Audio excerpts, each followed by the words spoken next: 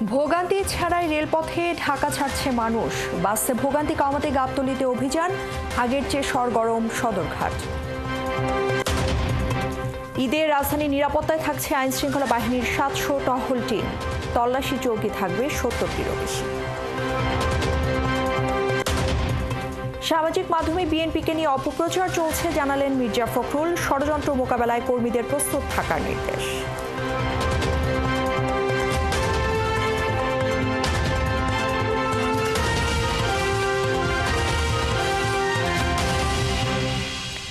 স্বাগত সংবাদ সংযোগে, সাথে আছে আমি ইসরাত আমিন। এতক্ষণ শিরোনাম শুনছিলেন, এবারে পুরো খবর। ঈদকে কেন্দ্র করে সরগরম হয়ে উঠেছে সদরঘাটের লঞ্চ টার্মিনাল। শনিবার ভোর থেকেই ছিল বাড়ি ফেরা মানুষের ভিড়। তবে অতিরিক্ত যাত্রীর লোভে বেশিরভাগ লঞ্চই দেরিতে ঘাট ছেড়েছে। ঈদের আনন্দ থাকলেও দেরিতে লঞ্চ ছাড়ায় ক্ষোভ জানিয়েছেন যাত্রীরা। বিস্তারিত সুমন তানভীরের প্রতিবেদনে। আনন্দ ছেপে ঈদযাত্রা রূপ নিয়েছে ক্ষোভে। কারণ কেউ রাত ১২টা, আবার কেউ ভোর থেকেই বসে থাকতে থাকতেই ঘড়ির কাঁটা পৌঁছে যায় সকাল 10টায়। ৫-৬ ঘন্টা আমরা এই লঞ্চে রোদের ভিতরে বসে থাকছি। 10টা বাজে আমাদেরকে সার্ভে বলছে, এখন আপনার 11টা বাজে যাচ্ছে, এখনো লঞ্চ আসতেছে না। আমাদের মা বোন এই রোদের ভিতরে, ছাদের ভিতরে আপনার রোদের ভিতরে বসে থাকছে। তবে এ ক্ষোভ আনন্দে পরিণত হতে সময় লাগেনি। লঞ্চ ছাড়ার সঙ্গে সঙ্গেই সবার হাসি মুখ। শনিবার ভোররাত থেকেই যাত্রী খরায় ভোগা সদরঘাট লঞ্চ টার্মিনাল যেন তার পুরনো চেহারায় ফিরে যায়। এমনকি ঠিকমতো পা ফেলার জায়গাটুকুও ছিল না বললেই চলে। কারণ ঈদের আনন্দ সবার সাথে ভাগাভাগি করতে হবে। আমি একা চালে তো হবে না, আরো 10 ভাই যাবে না। ভোগান্তি আর কষ্ট দুইটা নিয়ে ঈদের আনন্দ পেতে হলে যে একটু কষ্ট করতেই হবে। আত্মীয় স্বজনের সাথে দেখা করতে গেলে একটু কষ্ট করতেই হবে। আজকে ভাই অনেক জ্যাম পড়ছি, আইসি হঠাৎ করে টলার পাই নাই, পরে এই জ্যাম দিয়ে ঘুরে পরে ব্রিজ দিয়ে ঘুরে পরে আইসি। আনন্দ তো শুরু হয় নাই, যাইলে তো আনন্দ হইব, যাওয়ার আগে তো ভুগতে আছি। বেশিরভাগ লঞ্চ দেরিতে ছাড়ার বিষয়ে যাত্রীদের ক্ষোভ নিয়ে কোনো সদুত্তর নেই লঞ্চ কর্তৃপক্ষের। এমনকি টার্মিনালে দায়িত্বরত আইনশৃঙ্খলা বাহিনীর তৎপরতা থাকলেও দেরিতে লঞ্চ ছাড়া নিয়ে কোনো ব্যবস্থা নিতে দেখা যায়নি। রাস্তায় প্রচুর জ্যাম, এখন মানে টাইম মতন যে লঞ্চটা ছাড়বে সেটাও ছাড়তে আসে না। ফেরির পরই আপনার চাপ হচ্ছে, ওরা সকালবেলা ছেড়ে চলে গেছে 7টায়, তারপরে আমরা ঢুকছি। আমরা ঢোকার পরও অনেক যাত্রী ছিল। একটা লঞ্চ ছাড়ার কথা আপনার 10টায়, তার যাত্রী তাদের একটা টার্গেট থাকে যে আমি কয়টায় তাদের আমার নিজের গন্তব্যস্থলে দ্যাট মিন আমার বাসায় পৌঁছতে পারবো। কিন্তু 2 ঘন্টা যদি দেরিতে ছাড়ে এই গরমের মধ্যে, তাহলে যাত্রীদের জন্য একটা বড় ধরনের একটা দুর্ভোগ। এই দুর্ভোগ যাতে না হয় এটা লাঘব করার আমরা চেষ্টা করব। এবারের ঈদে 50টি নৌপথে 175টি লঞ্চ চলাচল করছে বলে জানিয়েছে বিআইডব্লিউটিএ। সুমন তানভীর, ৭১, ঢাকা। এদিকে ট্রেনে ঈদযাত্রার ৬ষ্ঠ দিনে কমলাপুর রেল স্টেশনে ভিড় ছিল যাত্রীদের। অনলাইনে আগে ভাগেই টিকিট বিক্রি করায় যাত্রীদের অতিরিক্ত কোনো চাপ নেই। দিনভর এমন পরিস্থিতি থাকার পর এবার সন্ধ্যার খবর জানতে চাই। আমরা যুক্ত আছেন সহকর্মী নজরুল বাবু। নজরুল, আপনি একটু ইফতারের পরে ট্রেনে যাত্রী চাপ কেমন, এই খবর আমাদেরকে জানাবেন। এখন পর্যন্ত কোনো শিডিউল বিপর্যয়ের খবর আছে কিনা এবং যাত্রীরা কোনো অভিযোগ করেছেন কিনা?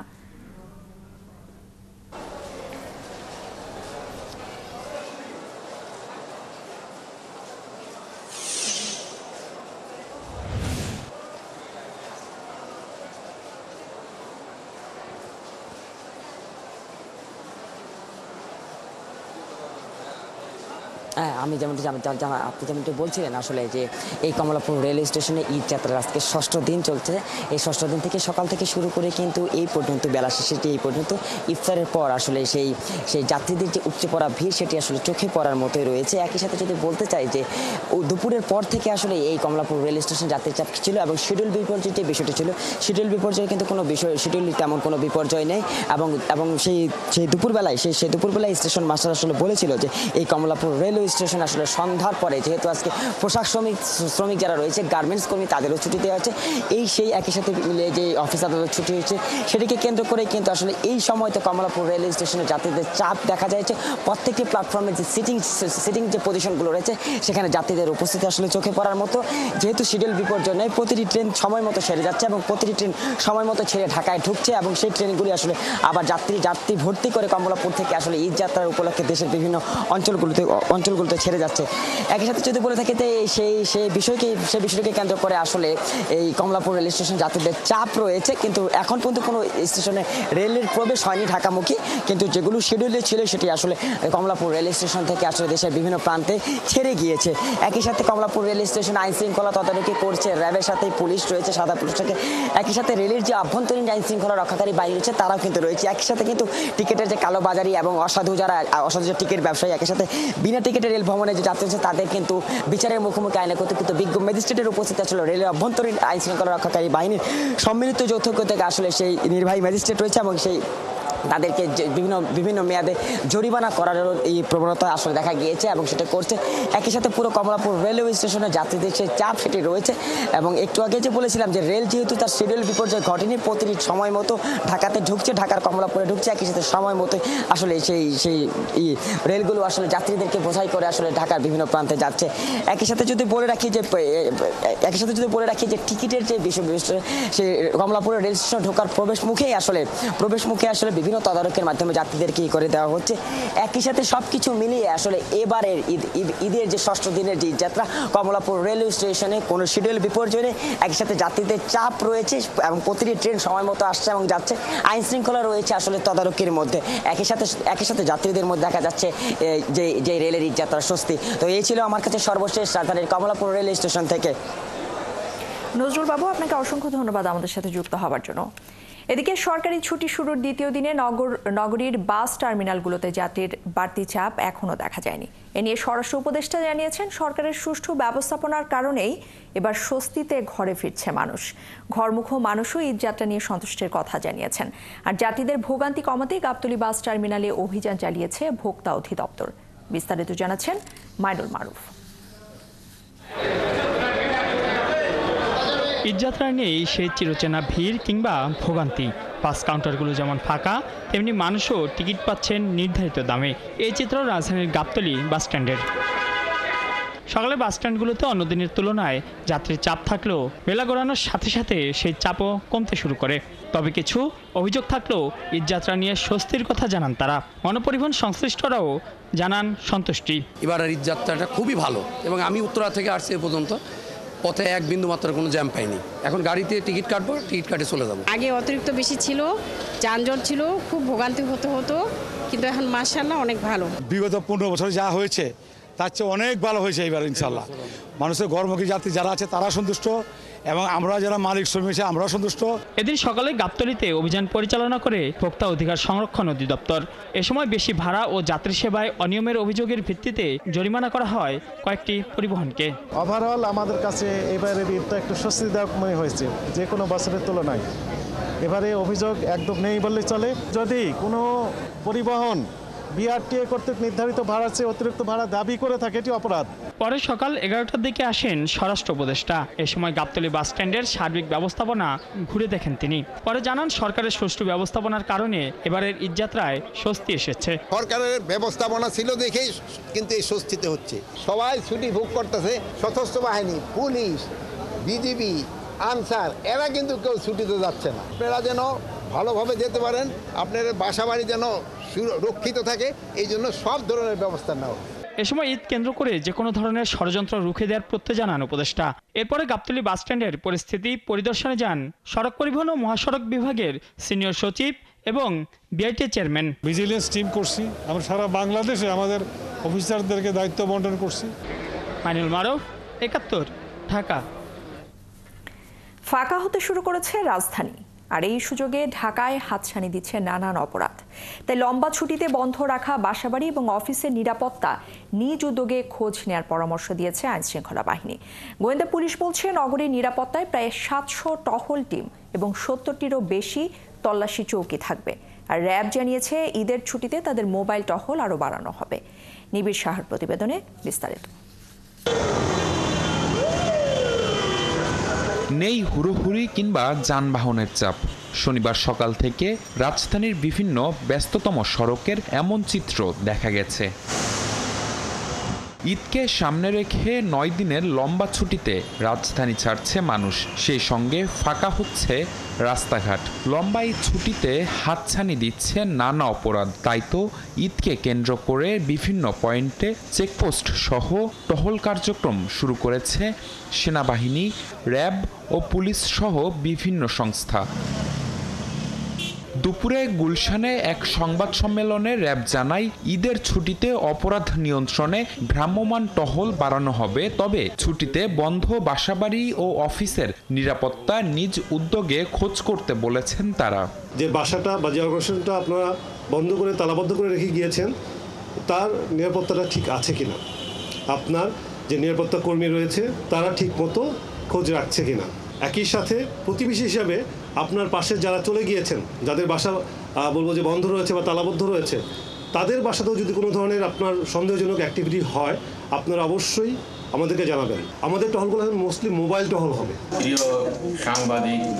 ডিএমপি মিডিয়া সেন্টারে এক সংবাদ সম্মেলনে ডিএমপির অতিরিক্ত কমিশনার রেজাউল করিম মল্লিক জানান, ঈদের সময়ে নগরবাসীকে নিরাপত্তা দিতে 667টি টহল টিম এবং 71টি পুলিশি চেকপোস্ট বসানো হয়েছে। ঈদ পরবর্তী সময়ে নিরাপত্তা নিশ্চিতে বিশেষ অভিযান চালানো হবে। কেউ যাতে নাশকতা করতে না পারে সেই জন্য ডিবির গোয়েন্দা নজরদারি পূর্বের যে কোনো সময় চেয়ে বৃদ্ধি করা হয়েছে। মহানগরবাসী যাতে নিরাপদে ও স্বস্তিতে ঘরে ফিরতে পারে এবং কোনো ধরনের বিরূপ পরিস্থিতির সম্মুখীন না হয় সেই জন্য ঈদ পরবর্তী সময়ে বিশেষ অভিযান পরিচালনা করবে ডিবি। তিনি আরো বলেন, অনলাইনে যাতে কোনো গুজব না ছড়ায় সেদিকেও ডিবির সাইবার টিম কাজ করছে। আপনাদের ঈদ আনন্দময় এবং শান্তিময় হোক। নিবিড় সাহা, 71, ঢাকা। ঈদের বোনাস এবং 3 মাসের বকেয়া বেতন না পেলে শ্রম ভবনে অবস্থান করার ঘোষণা দিয়েছে টিএনজেড গার্মেন্টস আন্দোলনরত শ্রমিকরা। শনিবার তাদের বোনাস এবং বেতন পরিশোধ নিয়ে শ্রম ভবনে শ্রম সচিব, বিজিএমইএ এবং শ্রমিক নেতাদের বৈঠক হয়েছে। এতে আপাতত শ্রমিকদের পাওনা 17 কোটি টাকার মধ্যে 2 কোটি টাকা ঈদের আগে পরিশোধ এবং বাকি টাকা আগামী মাসের মধ্যে পরিশোধের আশ্বাস দেন সচিব। তিনি বলেন, কয়েকটি জায়গায় কিছু সমস্যা থাকলেও অন্তত 99% কারখানা বোনাস এবং বেতন পরিশোধ করেছে। অন্যদিকে শ্রমিকরা বলছেন, সক্ষমতা থাকা সত্ত্বেও তাদের বোনাস এবং 3 মাসের বেতন না দিয়ে কারখানা বন্ধ করেছে মালিকপক্ষ। বর্তমানের যে 2 কোটি টাকা পরিশোধের আশ্বাস দেওয়া হয়েছে তা গ্রহণযোগ্য নয় উল্লেখ করে তারা আরও জানিয়েছেন, পূর্ণ বকেয়া বেতন এবং ঈদ বোনাস ছাড়া তারা শ্রম ভবন ছাড়বেন না।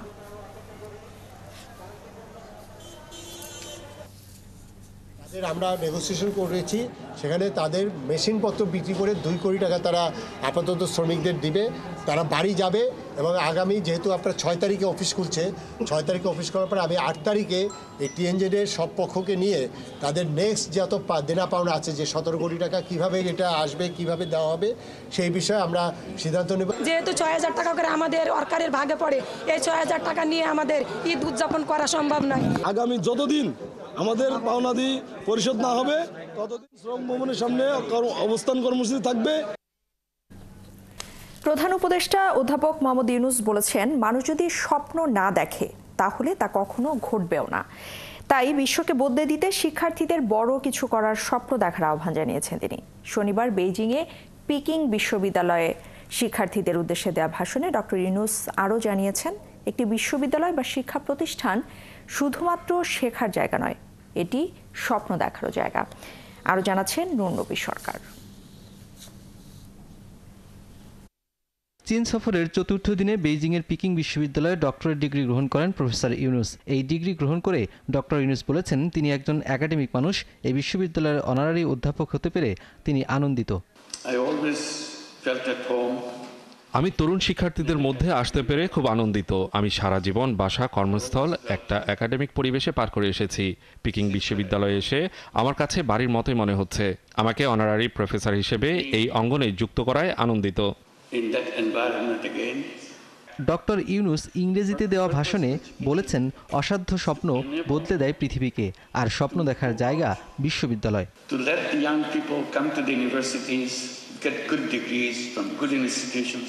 বিশ্ববিদ্যালয় নতুন জ্ঞান ও স্বপ্ন দেখার জায়গা, আর তারুণ্যের স্বপ্নই পৃথিবীকে বদলে দেয়। এমন স্বপ্ন দেখতে হবে যা অসাধ্য। এই কঠিনকে অর্জন করলেই কেবল দুনিয়া বদলে যায়। স্বপ্ন যদি না দেখা হয় তাহলে তা বাস্তবায়ন হয় না। যে স্বপ্ন কেউ দেখেছিল আগে, সেজন্যই এখনকার পৃথিবীতে বদল এসেছে। স্বপ্ন ও কল্পনাই পৃথিবীকে এগিয়ে নেয়। ডক্টর ইউনূস তার বক্তৃতায় আরও জানান, মানুষ জন্মগ্রহণ করেছে দাস হবার জন্য নয়, স্বাধীন উদ্যোক্তা হবার জন্য।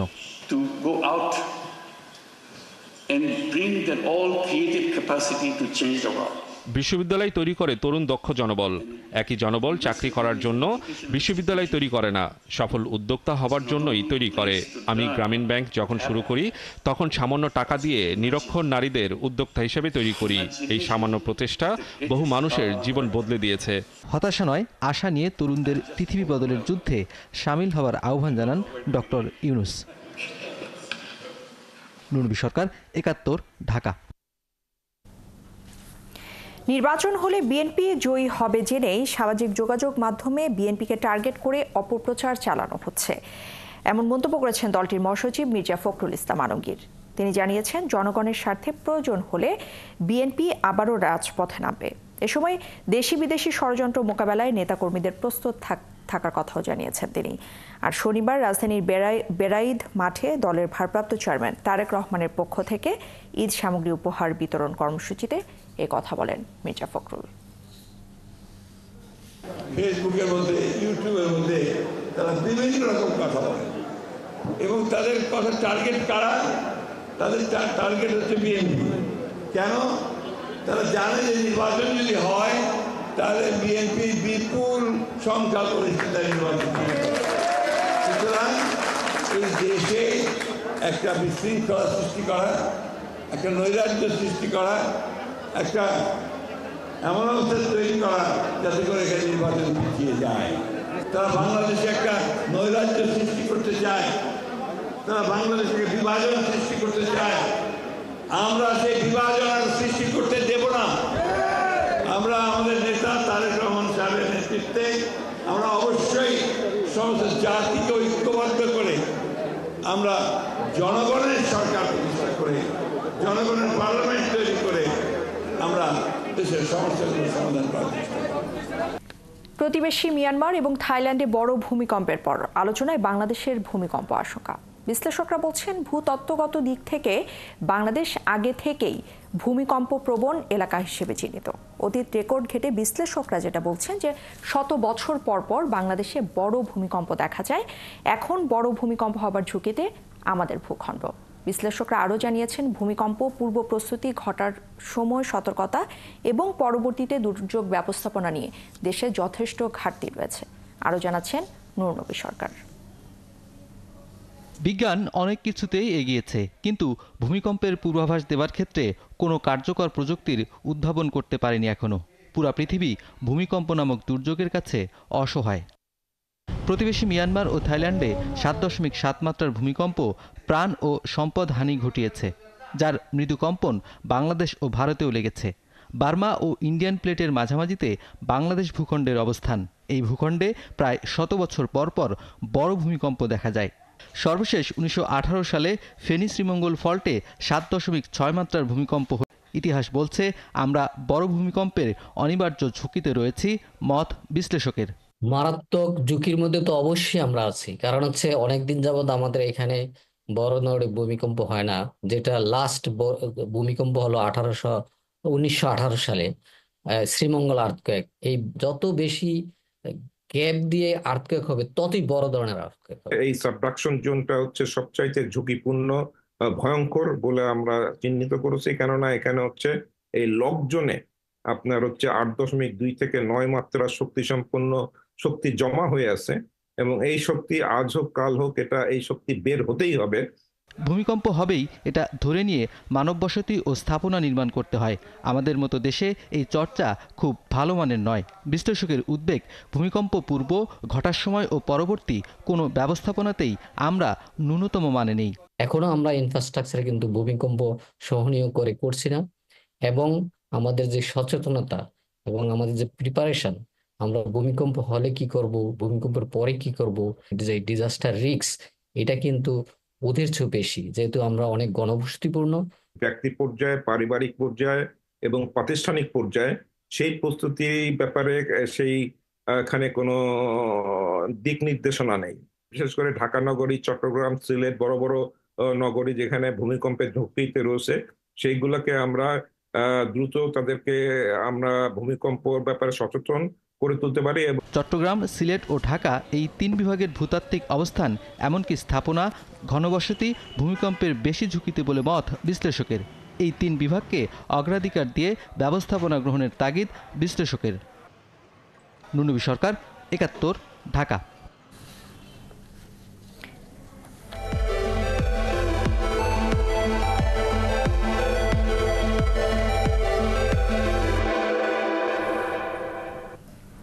ভোলায় জমে উঠেছে ঈদের বাজার।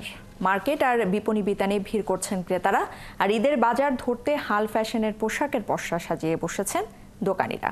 গভীর রাত পর্যন্ত চলছে সেখানে বেচাকেনা। কেনাকাটায় ব্যস্ত সময় পার করছেন ক্রেতারা, তবে দাম নিয়ে কিছুটা অভিযোগ সবার। কামরুল ইসলামের তথ্য এবং ছবিতে প্রতিবেদন। সকাল থেকে গভীর রাত পর্যন্ত কেনাকাটায় সরগরম ভোলার বিভিন্ন মার্কেট। শেষ মুহূর্তে বেড়েছে কেনাকাটা। শহরের Kejahan shopping complex, Zia super market, Haque market, Chawkbazar সহ সব জায়গায় মানুষের উপচে পড়া ভিড়। তবে নামি দামি বিপণী বিতানে বেচাকেনা কিছুটা কম থাকলেও সাধারণ মার্কেট ও বাজারগুলোতে ভিড় বেশি। হাল ফ্যাশনের বাহারি পোশাক কিনছেন তারা, তবে পোশাকের দাম নিয়ে অভিযোগ ক্রেতাদের। আসছি বাচ্চাদের জন্য ঈদের কেনাকাটা করার জন্য, নতুন নতুন বের হয়েছে, এখন দামাদামি এখনো দেখি নাই, দেখবো, ভালো লাগছে। গতবারে যেরকম ড্রেস ছিল, যে দাম ছিল, এবার ড্রেসের মান একটু কম কিন্তু দামটা বেশি। ভালো ড্রেস আছে কিন্তু দাম অনুযায়ী ড্রেস অত সুন্দর না। আর ক্রেতাদের আকর্ষণ করতে বিদেশি বাহারি সব পোশাক ও পণ্যের পসরা সাজিয়েছেন বিক্রেতারা। 15 রোজার পর থেকে বিক্রি ভালো হচ্ছে বলছেন তারা। তো একটা মাল পাইছি, সেটা হলো হীরা মান্ডি, এটা প্রচুর হিট, বাচ্চারা দেখতেছে। অর্গানজা, তারপর আগানুর যে পাকিস্তানি যে ড্রেসটা আছে ওইটা একটু ভালো সেল হইতেছে আর কি। আমাদের ঈদ যত ঘনিয়ে আসছে বেচাকিনির চাপ আরও বাড়তেছে। এদিকে ঈদ বাজারে নির্বিঘ্নে কেনাকাটা নিশ্চিত করতে নেওয়া হয়েছে কয়েক স্তরের নিরাপত্তা। আমাদের চেকপোস্ট আছে, টহল ডিউটি আছে, পাশাপাশি আমাদের গুরুত্বপূর্ণ যে বিপণী বিতানগুলো আছে সেটার সামনে আমাদের স্ট্যাটিক পুলিশ থাকবে। এর বাইরেও আমাদের গোয়েন্দা পুলিশ কাজ করছে। বছরের ব্যবধানে কিছু কিছু পণ্যের দাম বেড়েছে কয়েক গুণ। তবে পোশাকের দাম নিয়ে মিশ্র প্রতিক্রিয়া থাকলেও স্বাচ্ছন্দ্যে ও নিরাপদে ঈদের বাজার করে খুশি ক্রেতারা। শরীফ আজাদ প্রীতম, ৭১।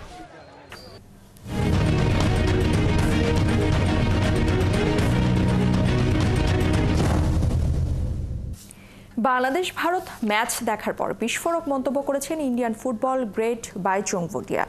হামজাকে পেয়ে বাংলাদেশ তরতর করে এগোচ্ছে, কিন্তু র্যাঙ্কিংয়ে এগিয়ে থাকা ভারত আগামী 1000 বছরেও এগোতে পারবে না। অল ইন্ডিয়ান ফুটবল ফেডারেশন কর্তাদের কাজে ফাঁকি আর পরিকল্পনাহীনতাই কি দায়ী? বিস্তারিত মেহেদি নাইমের রিপোর্টে। হামজার কোয়ালিটি যেটা, হামজা অ্যাডাপ্ট করে নেবে, আমার প্লেয়ারদেরকে অ্যাডাপ্ট করতে হবে না। হামজার কাছে কোয়ালিটি আছে, ও তোমার আপনার সাথে অ্যাডাপ্ট করো, বিকজ ওকে এই লেভেলের ওকে নামতে হবে, ওর উঠানামার মধ্যে ওই অ্যাডজাস্ট করবে। সাফ সভাপতি কাজী সালাউদ্দিনের কথা সত্য। সুনীল ছেত্রীর ফেরাটা প্রমাণ করে ভারত দুর্বল দল। বাংলাদেশের সঙ্গে ম্যাচ শেষে যেটা আরও দৃঢ় করে। অনেক ফুটবল বিশ্লেষক মনে করেন 40 বছরের ছেত্রীর জায়গায় ইয়াং কাউকে দলে সুযোগ দিলে এগিয়ে যেত ভারত। তাদের অন্যতম ফুটবল গ্রেট বাইচুং ভুটিয়া এবার রীতিমতো ধুয়ে দিলেন অল ইন্ডিয়ান ফুটবল ফেডারেশনকে। বাংলাদেশ ভারত ম্যাচের পর সাফ জানিয়ে দিলেন আগামী 1000 বছরেও ভারত ফুটবল এগোবে না। প্রায় 130 কোটি জনসংখ্যার দেশটার ফুটবলে সাফ ছাড়া বড় কোনো ট্রফি নেই। ওদের দেশ ফুটবলে বিশ্বকাপ জয়ের টার্গেট হিসেবে নিয়েছে ভিশন 2047 পরিকল্পনা। ইন্ডিয়ান এক্সপ্রেসকে দেওয়া সাক্ষাৎকারে বাইচুং বলেন, ভিশন 2047 খাতায় কলমে আছে। এমন চলতে থাকলে 2047 নয় 3047 সাল পর্যন্ত অপেক্ষা করতে হবে আমাদের। সর্বভারতীয় ফুটবল সংস্থার শুধু কথা বললে হবে না, কাজেও করে দেখাতে হবে। ভারতে আই লিগ ভীষণ জনপ্রিয়, বেশ জাঁকজমকপূর্ণও বটে। তবে বাইচুংয়ের ধারণা ধীরে ধীরে ভারত ন্যাশনাল টিম পাইপলাইন হারাবে। বাইচুংয়ের বিস্ফোরক তথ্য ফুটবল কর্তারা কাজে ফাঁকি দেন। প্ল্যান যা করেন সেটা গায়ে জল না লাগিয়ে সমুদ্র পাড়ি দেওয়ার মতোই। এই সুযোগে হামজার পিঠে চড়ে বাংলাদেশের আছে 23 বছর পর সাফ জয়ের সুযোগ। অনূর্ধ্ব 13, অনূর্ধ্ব 15 ফুটবলারদের নিয়ে কাজ হয়, কিন্তু সেটা 15 থেকে 20 দিনের জন্য মাত্র। মুখে বলা হয় আমার রাজ্য থেকে 2500 জন ফুটবলারকে নিয়ে কাজ হয়েছে, কিন্তু সারা বছর এই বাচ্চাগুলো কি করে, কোথায় যায় তারা? বাকি 11 মাস কিছুই করে না। ভারতের সাবেক অধিনায়ক বাইচিং ভুটিয়া ইংল্যান্ডের 3য় বিভাগে খেলা একমাত্র ভারতীয় ফুটবলার। প্লেয়ারদের উন্নতিতে বিদেশি ক্লাবে খেলার তাগিদ দেন এই গ্রেট ফুটবলার। মেহেদি নাইম, 71। দর্শক, চলছে সংবাদ সংযোগ। সরাসরি সংবাদ এবং অনুষ্ঠান দেখতে চোখ রাখুন একাত্তরের ফেসবুক পেজ এবং সাবস্ক্রাইব করুন একাত্তরের ইউটিউব চ্যানেলে। থাকুন একাত্তরের সাথে।